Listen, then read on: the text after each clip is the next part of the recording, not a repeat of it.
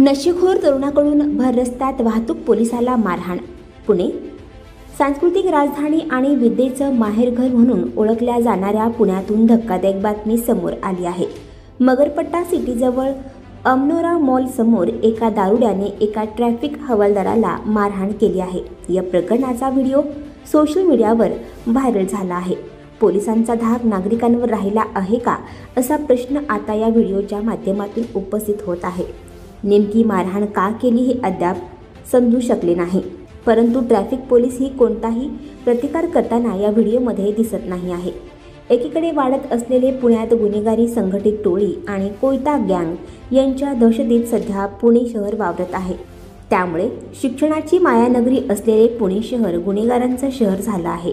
थेट ॲक्शन तर सोडाच, तरुणाला शांत करण्यासाठी थांबवण्यासाठी स्थानिक नागरिकांनी तिथे उपस्थित असलेल्या नागरिकांनी मध्यस्थी केल्यानंतर तरुण कुठेतरी शांत झाला असल्याचं या व्हिडिओमध्ये दिसत आहे.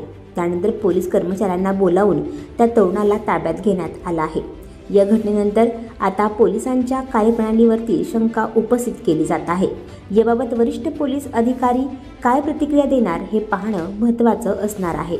एक इसम दगडफेक करत होता. एका वयस्कर व्यक्तीस तो इसम मारहाण करू लागला. रासकर चौकात विरुद्ध दिशेने वाहने जाऊ नये म्हणून नेमणुकीस असलेले वाहतूक पोलीस शिपाई पवार बॅच नंबर 8300 यांनी भांडण सोडविण्यास मध्ये गेले असता त्या इसमाने पवार यांना मारहाण केली. सदर इसमावर गुन्हा दाखल करण्याची प्रक्रिया हडपसर पोलीस स्टेशन या ठिकाणी चालू असल्याची माहिती वाहतूक पोलीस DCP अमोल झेंडे यांनी दिली आहे.